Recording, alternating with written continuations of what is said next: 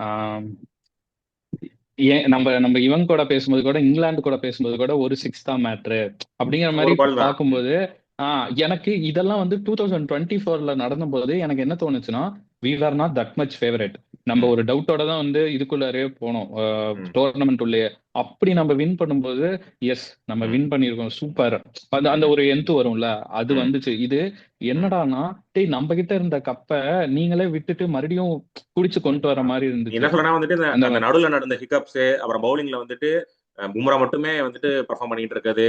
இதெல்லாம் ஆஹ் வந்துட்டு ஓகே நம்ம ஜெயிச்சிட்டோம், இருந்தாலுமே இது இன்னும் கொஞ்சம் பெட்டரா பண்ணிருக்கணும்ன்ற மாதிரி சொல்ல வர்றேன். இப்ப அப்படின்னா நமக்கு இன்னும் நம்ம கொஞ்சம். இந்த நம்ம இந்த டூ இயர்ஸ் ஃபேஸ்ல இருந்ததுக்கு ஆ, இதெல்லாம் இதெல்லாம் பெர்ஃபார்மன்ஸ்னு பாத்தீங்கன்னா ம், பெட்டர் பெர்ஃபார்மன்ஸ்லாம் கிடையாது. ம், வீவர் நம்மள வந்து யோசிக்க வச்சுட்டாங்க, இந்த ம். மேட்ச் நம்ம வின் நடுவுல பண்ணிடுவோமா ரைட்ல அப்படிங்கிற மாதிரி யோசிக்க வச்சுட்டாங்க.